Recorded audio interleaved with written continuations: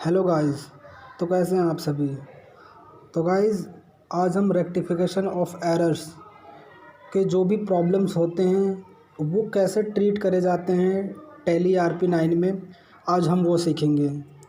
उससे पहले मैं बता दूं, जो रेक्टिफिकेशन ऑफ एरर्स है वो बुक्स की वो गलतियां होती हैं, जैसे हम कोई अमाउंट पोस्ट नहीं करते हैं, अमाउंट को गलत पोस्ट कर देते हैं, अलग लेज़र अलग लेज़र में पोस्ट कर देते हैं, जैसे सेल का हम परचेज़ में पोस्ट कर देते हैं, क्रेडिटर्स का डेटर्स में पोस्ट कर देते हैं। ऐसे कई सारी मिस्टेक्स होती हैं जो रेक्टिफिकेशन ऑफ एरर्स के थ्रू जो हम एंट्रीज डालते हैं उसके थ्रू वो हम ठीक करते हैं। तो गाइज़ हम बुक्स में सब्सिडरी बुक्स, कुछ लेज़र, जनरल, फिर ट्रायल बैलेंस, फिर फाइनल अकाउंट बनाते हैं। ठीक है गाइज़। तो गाइज़ अब इसमें ये होता है कि अगर जैसे फाइनेंशियल ईयर 19-20 है, 19-20 में अगर वो गलती पता चल जाए तो ट्रायल बैलेंस में जाने से पहले ही हम रेक्टिफाई कर लेते हैं। लेकिन गाइज़ अगर हम 19-20 की बजाय अगले नेक्स्ट फाइनेंशियल ईयर में हम वो गलती पकड़ते हैं तो उसकी रेक्टिफाई कैसे करेंगे, आज हम इस वीडियो में ये बात करेंगे। हम करंट ईयर 19-20 की रेक्टिफिकेशन ऑफ एरर्स के बारे में बस मैं आपको बताऊंगा। अगर ऐसा होता तो उस साल में ऐसा हो जाता। इस प्रॉब्लम में ऐसा है कि हम 19-20 में ऐसी कई सारे मिस्टेक्स करे हैं जिसकी वजह से हमें एक सस्पेंस अकाउंट बनाना पड़ा। जैसे ये बैलेंस शीट है, तो गाइज़ इसमें ये सारे ओपनिंग बैलेंस डले हुए हैं और 1-2 सेल डली है, परचेज़, बस सेल और परचेज़ डली है। ठीक है गाइज़। तो इसमें ये बैलेंस फॉरवर्ड हो गया, तो इसमें हमने एक सस्पेंस अकाउंट भी बनाया है, ये रहा। तो गाइज़ जैसे ये सम है, अब हम अपने सम पर आते हैं, फिर बाद में बात करते हैं। तो ये trial balance of mister Sevada and company 31 March 2016। तो गाइज़ इसमें 15-16 की मिस्टेक्स, मतलब बुक्स बन चुकी है, क्लोज द बुक्स, लेकिन इसमें डिफरेंस कहाँ है, 12,385। मतलब 15-16 की जो बुक्स है उसमें 12,385 के ऐसे सस्पेंस है, ऐसे वो खर्चे हैं क्या है जिसकी वजह से इस बुक्स में सस्पेंस अकाउंट में इतना पैसा पड़ा है। तो हमने भी सस्पेंस अकाउंट में डेबिट बैलेंस डाल दिया है। तो गाइज़ हम अब इसको रेक्टिफाई करते हैं 16-17 में। ठीक है गाइज़। तो पहली एंट्री ये है, 1000 अलाउड। मैं पहले दोबारा बता रहा हूँ, हम 15-16 का 16-17 में कर रहे हैं। ये अकाउंट क्लोज हो चुका है, उसके बाद कुछ बैलेंस 15-16 के बैलेंस शीट में सस्पेंस में है। उसके बाद हम 30 अप्रैल को जाके हमें ये सारी की सारी गलतियाँ जो भी है हमारी, ये तब पता चलती हैं, जो भी एरर्स हैं तब हम उसको क्या करेंगे, डिडक्ट करें हैं जो, उसको हम अब ठीक करेंगे 16-17 में। ठीक है गाइज़। तो पहली एंट्री ये है, 1000 allowed as cash discount toward trade debtor was not debited to the discount. इसका मतलब ये है कि हम जो सेल करते हैं उस पे हम कुछ उस साल में किसी को डिस्काउंट दिए होंगे, वो डिस्काउंट हमारे लिए खर्चा है और वो डिस्काउंट हमने नोट नहीं किया उस साल में, जिसकी वजह से हमारा जो प्रॉफिट होगा वो बढ़ गया होगा। तो गाइज़ एक्चुअल में अगर उस साल एंट्री होती तो cash account discount account debit to sales, तो जो सेल्स के ऊपर हमें डिस्काउंट मिलता है तो वो खर्चा उस साल डेबिट होना चाहिए था, लेकिन हुआ नहीं, जिसकी वजह से हमारे जो प्रॉफिट है वो बढ़ गया होगा। तो इस साल हम क्या करेंगे गाइज़, हमेशा याद रखना, जो चीज़ नहीं हुआ है उसको इस साल करेंगे। जैसे हमारा डिस्काउंट उस साल डेबिट नहीं हुआ तो इस साल डेबिट करेंगे, लेकिन अब ये फाइनल अकाउंट के बनने के बाद पता चला है। तो गाइज़ अब पिछले साल की जो प्रॉफिट एंड लॉस है उसको हम कुछ भी, मतलब अब उसको उस साल में हम नहीं ठीक कर सकते हैं। तो गाइज़ इस साल के हम सारे के सारे जो खर्चे हैं, जो भी trading and profit and loss से रिलेटेड जितने भी खर्चे हैं उसको हम एडजस्टमेंट किससे करेंगे, सारा का सारा प्रॉफिट एंड लॉस से। तो guys profit and loss adjustment account debit to suspense account, क्योंकि सस्पेंस में ये पड़े हैं बैलेंस, ठीक है गाइस। तो उसका उस टाइम पे हमने सस्पेंस में डाल दिया होगा। तो डिस्काउंट ये हमारा जो खर्चा है वो प्रॉफिट एंड लॉस से एडजस्टमेंट होगा। तो हम गाइस अब टैली में भी ये एंट्री कर लेते हैं।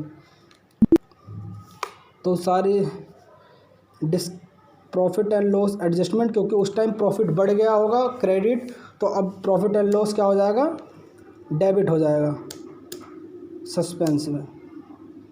और यहाँ लिख देंगे रेक्टिफाइड, जो भी नरेशन है कि जो हमने उस साल एरर्स आई थी वो नरेशन यहाँ डाल देंगे, जो भी मिस्टेक थी। अब next, credit sale of 4850 was posted to the credit of the customer account. Guys इसमें हम उस साल कुछ सेल करे होंगे, तो हम डेटर्स को डेबिट करने के बजाय हमने कस्टमर को क्रेडिट कर दिया। मतलब आप समझ गए, जैसे हमने किसी को एक्स को जैसे सेल करा, उसको debtors account debit to sale account, हम वो 4850 रुपये से हमने उसकी बजाय कस्टमर को क्रेडिट कर दिया। तो सबसे पहले हमें याद रखना चाहिए हमें करना क्या है। ये गाइस ये प्रॉफिट एंड लॉस को अफेक्ट नहीं करता, ठीक है गाइस। सेल की एंट्री सही पोस्ट हुई है और ये प्रॉफिट एंड लॉस को अफेक्ट नहीं करेगा, तो ये आप इसमें कोई प्रॉफिट एंड लॉस की एडजस्टमेंट नहीं डालेंगे। ये बैलेंस शीट को अफेक्ट कर रहा है, तो आप बैलेंस शीट के डेटर्स को बढ़ाएंगे। पहले नंबर पे तो 4850 से हमने उसको नहीं बढ़ाया, वो प्लस करें 4850 प्लस, और जो हमने क्रेडिटर्स उसको जो क्रेडिट कर दिया उसको 4535 से उसको भी आप यहाँ डेबिट करें, जिससे बैलेंस बराबर हो जाएगा टू सस्पेंस अकाउंट। तब हम यहाँ एंट्री कर लेते हैं डेब्टर्स अकाउंट डेबिट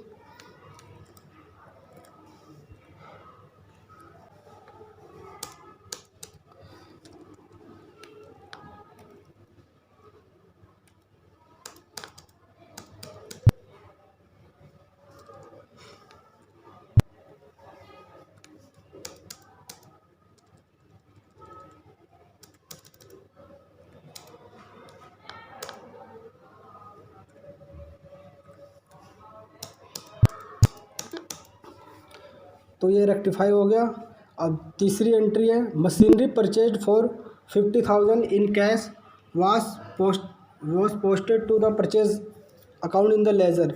तो इस एंट्री में हमने एक मशीनरी परचेज़ करी, जो हमने गलती से उसको परचेज़ अकाउंट में डाल दिया, तो इससे हमारा उस टाइम पे प्रॉफिट एंड लॉस अकाउंट जो था वो कम हो गया होगा, क्योंकि हमने परचेज़ डेबिट कर दिया होगा। तो प्रॉफिट एंड लॉस का जो खर्चा होगा उस टाइम कम हो गया होगा, और ये मशीनरी परचेज़ करी थी।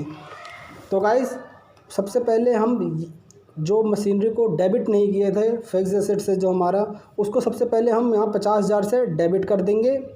उसके बाद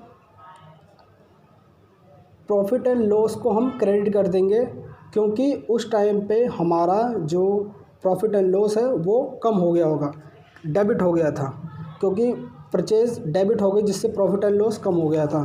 तो गाइस अब हम मशीनरी अकाउंट को डेबिट कर देंगे जो डेबिट नहीं हुआ था। अब ये फिक्स एसेट्स में शो हो जाएगा इस साल जो उस साल नहीं हुआ था, और प्रॉफिट एंड लॉस अकाउंट को हम क्रेडिट कर देंगे।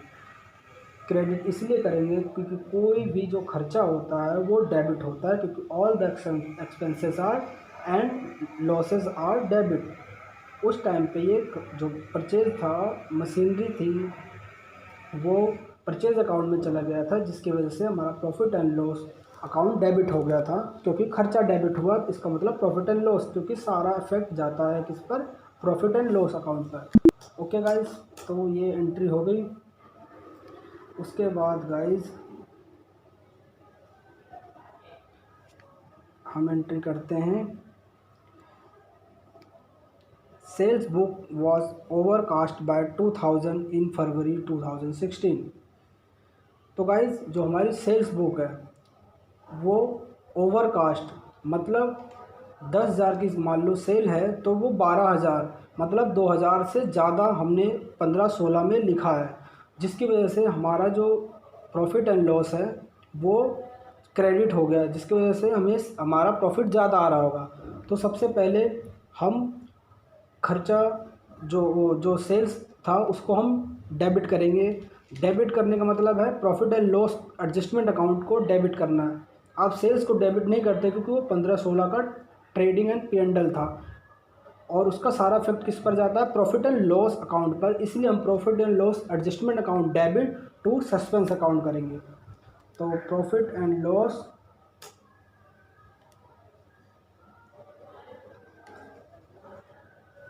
Account debit to suspense account. Okay guys. तो गाइज अब इस क्वेश्चन में ये भी बताया था, जनरल इंटरेस्ट तो हमने पास कर दी, अब इसने बोला है सस्पेंस अकाउंट भी बनाया। तो गाइज हम आपको सस्पेंस अकाउंट यहाँ पे भी बना के दिखाएंगे मैनुअली। उसके बाद टैली में सस्पेंस अकाउंट अपने आप ही बन जाता है। ये टैली की यही खासियत है कि कोई भी अकाउंट जो भी हम एंट्रीज करते हैं वो अपने आप सारी की सारी पोस्ट हो जाती हैं। जो डेबिट डेटर्स की डेटर्स में, क्रेडिटर्स की क्रेडिटर्स में, बैलेंस शीट, ट्रेडिंग, सारा को सारा अपने आप सारी एंट्रीज हो जाती हैं। तो गाइज जो पहली एंट्री है यहाँ पर discount profit and loss adjust suspense, तो बाय P&L यहाँ डेबिट हुआ है तो हम यहाँ बाय P&L क्रेडिट कर देंगे।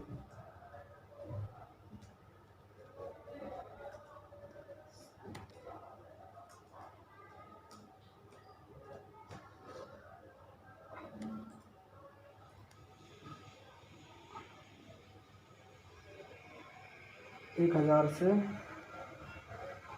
Okay guys.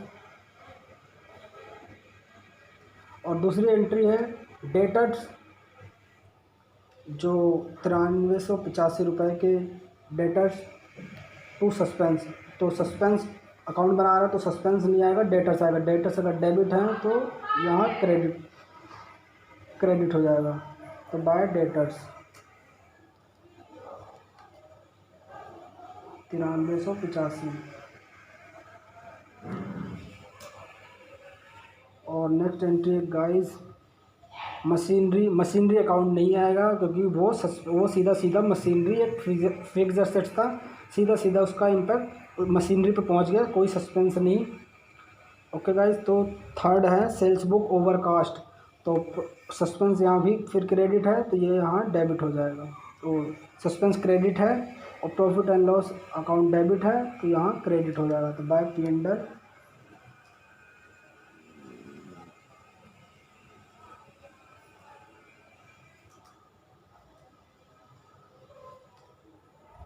गाइस इसमें थोड़ा लिखने में दिक्कत आ रही है,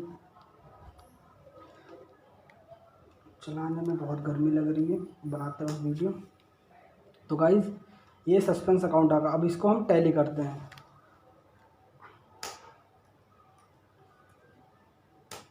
तो गाइस ये हमारा मैच हो गया। तो गाइस इसका मतलब ये है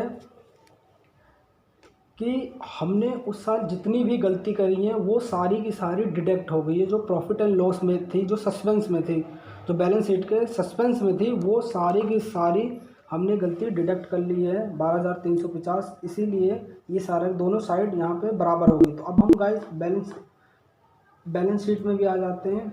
सस्पेंस अकाउंट गाइस यहाँ देखिए, अब बैलेंस कुछ भी नहीं है, आपको मैं प्रॉफिट एंड लॉस में ले जाता हूँ। यहाँ गाइस देख सकते हैं आप,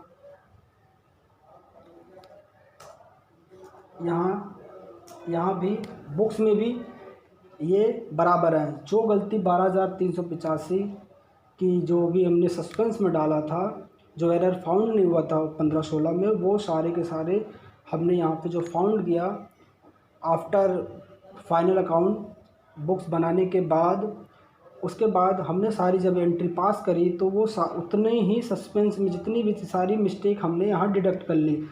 तो गाइज़ हमने दोनों तरह से सीख लिया कि कैसे हम टैली में भी इसका ये जो भी एरर्स आते हैं इसका इफ़ेक्ट कैसे पड़ता है, कैसे इसको ठीक करते हैं।